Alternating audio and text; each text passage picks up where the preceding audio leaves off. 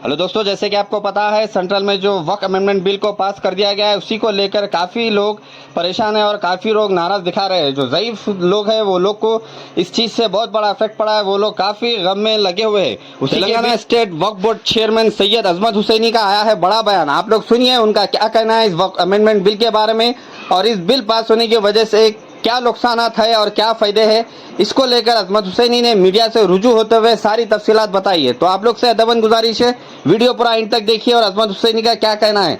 अगर आप लोग को भी कुछ कहना है तो आप लोग हमें कमेंट बॉक्स में ज़रूर बता सकते हैं।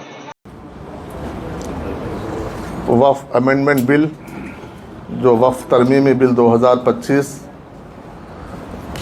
एक जिन्होंने साजिश के ज़रिए बड़े अफसोस के साथ कहना पड़ता है कि हमारी सबसे बड़ी ईद उल फितर के दिन हमें तोहफे के तौर पर दिया गया है। ये हुकूमत की सोच का इससे अंदाज़ा लगता है, क्योंकि इस वक्फ बिल में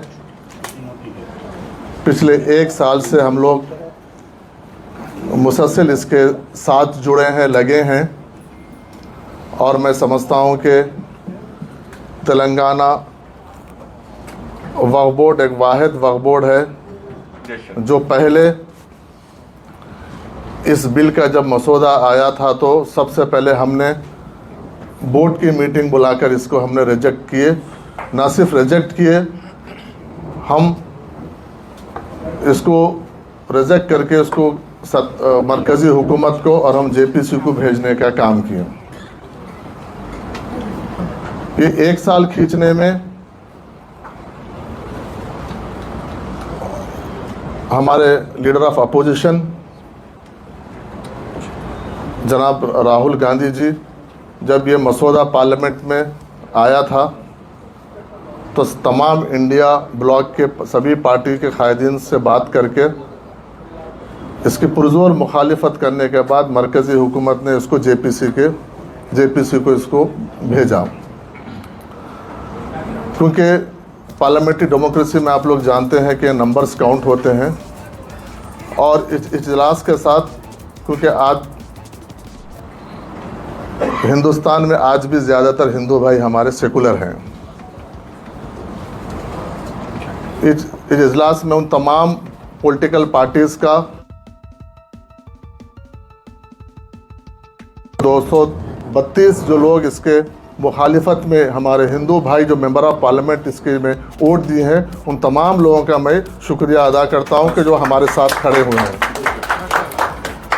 बहरा बार बार हमारे अपील करने के बावजूद, हर तरीके से नुमाइंदगी करने के बावजूद, चंद सो कॉल्ड सेकुलर पार्टियां, जैसा आप लोग अभी 4-5 पार्टियों का जिक्र कर रहे थे, टीडीपी है, जनता दल है, इस तरीके से पार्टियां, शायद उनकी सियासी मजबूरियात थी या क्या थी पता नहीं, लेकिन बैरकफ अपनी मुखालिफत में आपके वोट किए हैं। वो हमको एक चीज़ समझने की ज़रूरत है कि भले ही वो अलग अलग पॉलिटिकल पार्टी, सियासी जमातें सेकुलर होंगे या कोई और तरीके से होंगे, किसी का राइट विंग, कोई लेफ़्ट विंग, कुछ अलग अलग होगा, लेकिन इस बात को समझने की ज़रूरत है कि जब आपका मामला आता है तो सब एकजुट होते हैं। वो आपस में लड़ेंगे। हम सबको पता है आरएसएस ना सिर्फ मुसलमानों के, वो दलितों के, आदिवासियों के, सबके खिलाफ है। लेकिन जब आपके खिलाफ अगर जब कोई चीज़, हथियार आपके खिलाफ कोई प्रोग्राम लेके आते हैं तो सबसे पहले उनको कॉन्फ्रेंस में लेके काम करते हैं। आप देखिए, ट्रिपल तलाक आपके लिए एग्जाम्पल है। ट्रिपल तलाक से पहले एक हिंदुस्तान में एक परसेप्शन क्रिएट किया गया था, एक माहौल बनाया गया था कि मुसलमान औरतों के साथ, हमारे माँ बहनों के साथ किस तरीके से 3 तलाक के नाम पे जुल्म किया जाता है, ज़्यादती की जाती है। ऐसे कैसे कई हमारे माँ बहनें ऐसे आज भी घर में बैठे हैं, सिर्फ ट्रिपल तलाक के नाम पर एक परसेप्शन क्रिएट किया गया था, एक माहौल बनाया गया था। उसके बाद जब लोगों में घर घर तक पहुँचाने, प्लान तरीके से पहुँचाने का जब काम किए, वो काम करने के बाद हमारे माँ बहनों में भी, हमारे सोसाइटी में भी लोगों में लगने लगा कि हाँ ये बात कुछ ना कुछ होगी, इसलिए मरकज़ी हुकूमत ला रही है तो कहीं ना कहीं इंसाफ होगा। और सो कॉल्ड कुछ बुरखा पहना के किसी अलग अलग फ़िरक़े के लोगों को जो अच्छा उर्दू बात करते हैं, हिंदी बात करते हैं, उनको मीडिया में लेके आके नीचे नाम मुसलमान का नाम दे दे के उनको कि हमारे साथ जुल्म हो रहा है, ये इंसाफ होना चाहिए, इस तरीके से परसेप्शन लार्ज स्केल पर क्रिएट करके उसको बिल पास करने का काम किए थे। और उसके नतीजे देख रहे हैं कि आज एक भी केस आपको कहीं पर भी ट्रिपल तलाक का नहीं दिखता। वो तो झूठा प्रोपेगेंडा था वो।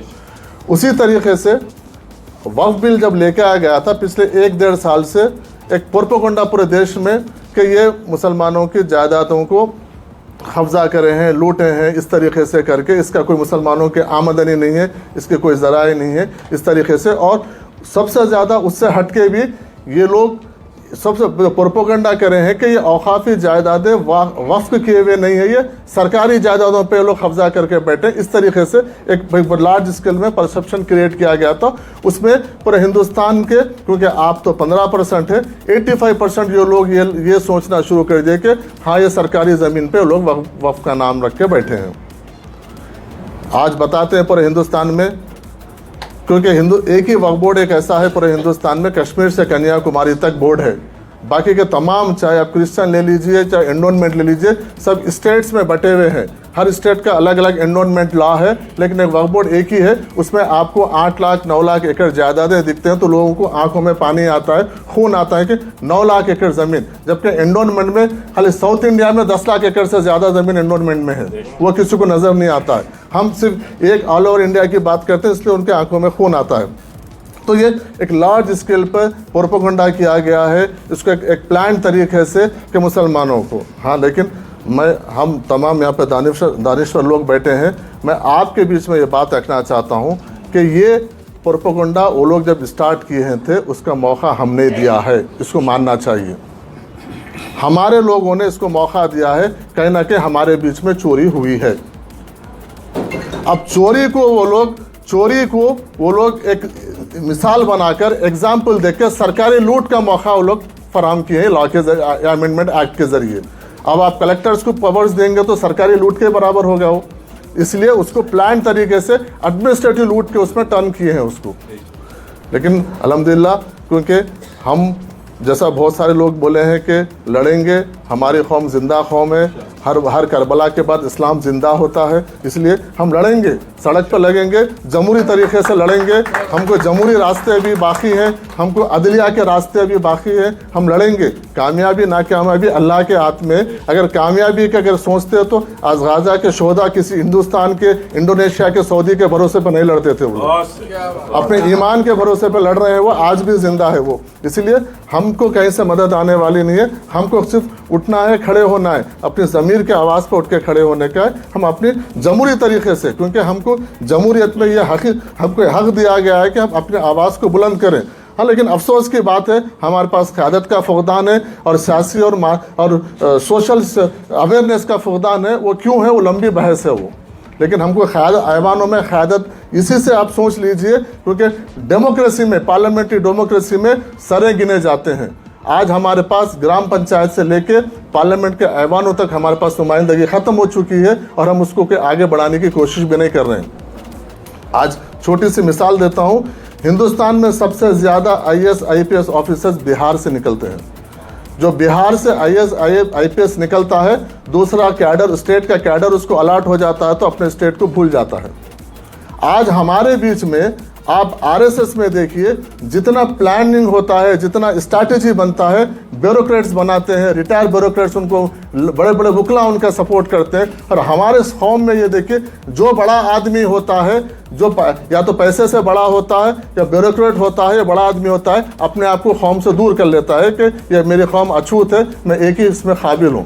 इसमें तमाम जो ब्यूरोक्रेट्स है, तमाम जो हमारे दानिश्वर है, तमाम जो पैसे वाले हैं, सब लोग को आना है, अपने अपने हिस्से की जिम्मेदारी निभाना है, क्योंकि यहाँ नहीं तो नहीं, ऊपर तो जवाब देना है आपको। जिसको पैसा दिया है अल्लाह ताला उससे भी हिसाब लेगा, जिसको इल्म दिया है उससे भी हिसाब लेगा। इसलिए आप तमाम लोगों को आके यहाँ पे, क्योंकि ऐसे ऐसे जो एक्ट में लेके आए हैं, क्योंकि अभी ये फाइनलाइज नहीं हुआ है, इसमें अभी रूल्स फ्रेम होंगे। रूल्स फ्रेम होने के बाद जो मेंबर ऑफ पार्लियामेंट के जो तजावीज़ है वो उसको फिर सेंट्रल गवर्नमेंट कौन से तजावीज़ को उसमें एक्सेप्ट करती है, कौन से उसमें निकालती है, उसको भी अभी रूल्स फ्रेम होने के बाद, जैसा एनआरसी और सीए का जो बिल था 2019 में वो पास हुआ था, लेकिन एग्जीक्यूट जो हुआ तो 23 के बाद हुआ, क्योंकि अब इसमें फ्रेमवर्क होने का है, रूल्स फ्रेम होने के बाद उसके बाद फिर इसका अमल में आएगा। तो आप अभी देखना है कि वक्फ बोर्ड्स को 6 महीने का टाइम दिए हैं कि आपके पास जो डाटा है उसको पूरा ऑनलाइन अपलोड करना है। उसमें अगर कहीं केसेस है तो केसेस बताना है,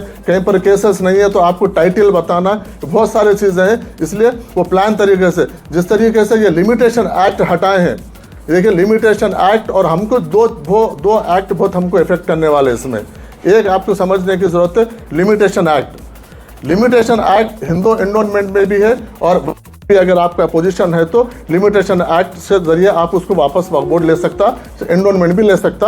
वो एक जो लोग कब्जा करके बैठे हुए उनको ज़मीन देने के लिए वो लिमिटेशन एक्ट का प्रोविज़न हटा रहे हैं एक्ट में, वो बड़ा हमारे लिए बहुत बड़ा नुकसान। दूसरा जो है जिससे हमको बाबरी मस्जिद का नुकसान हुआ है वो है वक्फ बाय यूज़र। आप बहुत सारे जो हमारे पास कुतुबशाही मसाजिद है, पुराने मसाजिद हैं, उसमें वक्फ बाय यूज़र में आते हैं, उसका कोई हमारे पास दस्तावेज़ मौजूद नहीं है, जिसको वो लोग क्या करेंगे कि अगर आपकी इबादत हो रही है वहाँ पे, न तो कोई आर्कोलॉजी में है, कोई भी चीज़ है, तो उसको वो लोग एक ही चीज़ करेंगे कि भाई आपकी इबादत हो रही है ना, ठीक है, मैं मस्जिद को छोड़ देंगे, उसके तहत आने वाली जायदाद पूरी वो वापस हड़प लेंगे। मतलब ये सरकारी लूट है समझो होने वाली है, जो भी है। कलेक्टर से रिपोर्ट देगा हुकूमत को, उस रिपोर्ट के बिना पर आपको काम करना पड़ेगा।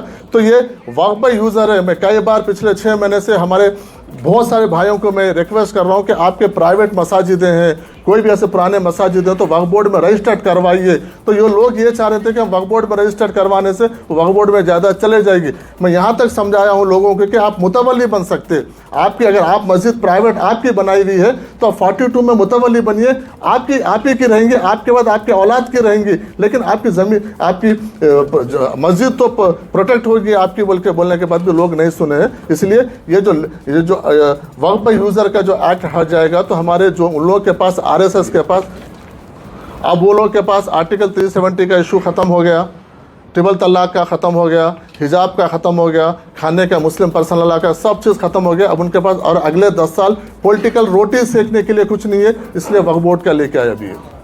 अब ये लोग अब क्या करेंगे, ये वक्फ बाय यूज़र के नाम पे आपको आइडेंटिफाइड, आपके पास भी आइडेंटिफाई नहीं है, उनके पास आइडेंटिफाइड है, आइडेंटिफाइड मसाजिदों को टारगेट बनाएंगे। अब कलेक्टर नोटिस भेजेगा कि आप इसके दस्तावेज दो, आपके पास दस्तावेज ही नहीं है, क्योंकि आप आते हो रमज़ान को रमज़ान नमाज को, आप रमज़ान को रमज़ान आते, बहुत से बाद अगर आए तो जुमा को जुमा आते, तो इसलिए आपके पास कोई दस्तावेज तो है ही नहीं।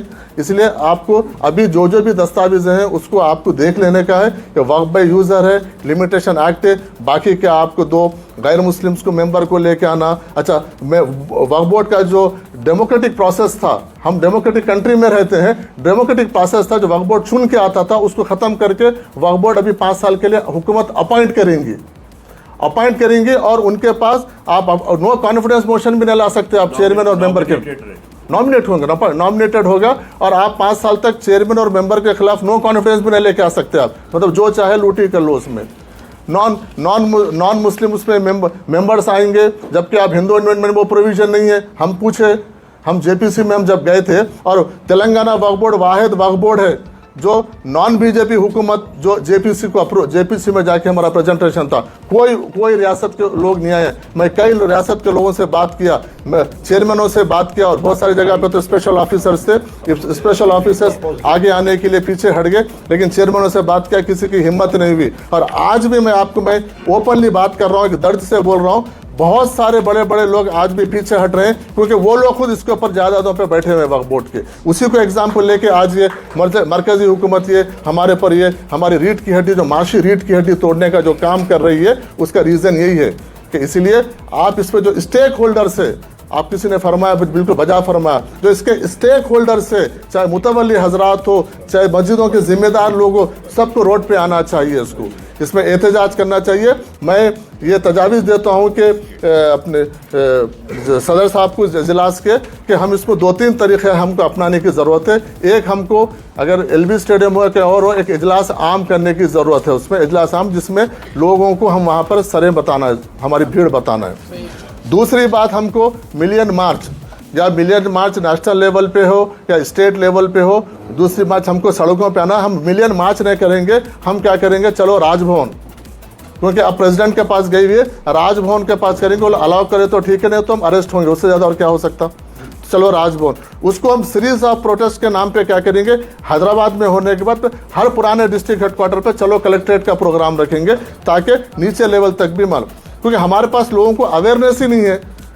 लोग ये समझ रहे हैं, उनके प्रोपेगेंडे में इतने लोग आ गए हैं कि लोग समझ रहे हैं कि वाकई हमारे पास इतने जायदाद हैं, इतने प्रॉपर्टी है कि हमारे को इससे फ़ायदा कुछ नहीं हुआ। तो ये हमारे लोगों में एक वहम पैदा किए हैं। ठीक है, ये मैं कई बार अपने इजलास में बोल चुका हूँ, प्रेस कॉन्फ्रेंस में बोल रहा हूँ कि वक्फ के जायदादें ना वक्फ बोर्ड की हैं ना हुकूमतों की, अल्लाह की अमानत है। वक्फ बोर्ड और हुकूमतें इसके निगरानकार है कि लोग इसको पहचानते नहीं है, मतलब सवाब समझ के लूटे हैं वक्फ बोर्ड को, सवाब समझ के लूटे हैं वक्फ बोर्ड को, और आज भी लूट रहे हैं। इसलिए हम सबकी जिम्मेदारी है कि भाई, मैं कई बार बोलता हूं कि किसी मोहल्ले में अगर वक्फ के जायदाद को ना कब्जा हो रहा है तो हम पूरी बिल्डिंग बनने तक खामोश बैठते हैं। बिल्डिंग बनने के बाद वक्फ बोर्ड में आके बोलते हैं कि पूरी बिल्डिंग बन गई, वक्फ बोर्ड क्या कर रहा है। अरे भाई, आपके नाक के नीचे कब्जा हो रहा है, आपकी जिम्मेदारी है तो आके बोलना, नहीं बोलते हैं आप। तो ये सब चीज़ें कहने के हम भी जिम्मेदार हैं, उसका वो लोग फ़ायदा उठा रहे हैं। तो मेरा ये है। और तीसरी बात यह है कि एहतजाज में हमारा अदलिया, हम इसको लीगल तरीके से भी जो भी हमारा बैटल है फाइट कर सकते हैं, इसको फाइट करने की ज़रूरत है। आप जब भी कहीं जो भी वक्फ बोर्ड से रिलेटेड आपको कोई भी इंफॉर्मेशन होगा तो मैं कभी भी आपको इंफॉर्मेशन अवेलेबल करूंगा। प्लान ऑफ एक्शन में वक्फ बोर्ड हम आपके साथ रहेंगे। जो भी, ना सिर्फ आप नहीं, कोई भी तंजीम, कोई भी सियासी पार्टी इस मुद्दे पे मैं इनफरादी तौर पर और वक्फ बोर्ड के जानिब से मैं हर तरीके से मैं ताउन करूंगा। और जैसा मुस्लिम पर्सनल लॉ बोर्ड है, किसी ने फरमाया कि मुस्लिम पर्सनल लॉ बोर्ड एक न्यूट्रल बोर्ड है और यहाँ पर उनके सदर अल्हम्दुलिल्लाह हैदराबाद से ताल्लुक़ रखते हैं। तो और उसमें बिला समझे मसलक के सब लोग उसमें जुड़े हैं। आप लोग मुस्लिम पर्सनल लॉ बोर्ड से बात करके उनके ज़रिए कॉल दीजिए। आप नेशनल लेवल पे कॉल कीजिए, स्टेट लेवल पे तमाम पॉलिटिकल पार्टीज़ को, तमाम जमातों को, तमाम तंजीमों को और जो सोशल ऑर्गेनाइजेशंस, लीगल ऑर्गेनाइजेशंस, और इसमें अलग अलग हम सीरीज ऑफ मीटिंग्स करेंगे। एक लीगल एक्सपर्ट से मीटिंग्स करेंगे, एक सोशल ऑर्गेनाइजेशन मीटिंग करेंगे। अल्हम्दुलिल्लाह हमारे पास 15,000 इमाम मौज़न का भी हमारे पास एक कसीर तादाद है, हम उनको एहतजाज में शामिल करेंगे ताकि हमारी भी भीड़ जमा हो सके। तो ये सब चीज़ें करके करेंगे। वक्फ बोर्ड किसी भी लेवल में हम आपके साथ हैं, कहीं पर भी कोई भी इंफॉर्मेशन चाहिए, कुछ डाटा चाहिए, हम आपको प्रोवाइड करेंगे। लेकिन जो हो सकता हमसे पार्लियामेंट्री डेमोक्रेसी में जो भी हमसे हो सकता है, हम डेमोक्रेटिक तरीके से प्रोटेस्ट करेंगे, इसको बचाने की कोशिश करेंगे, वापस रिकॉल करने की।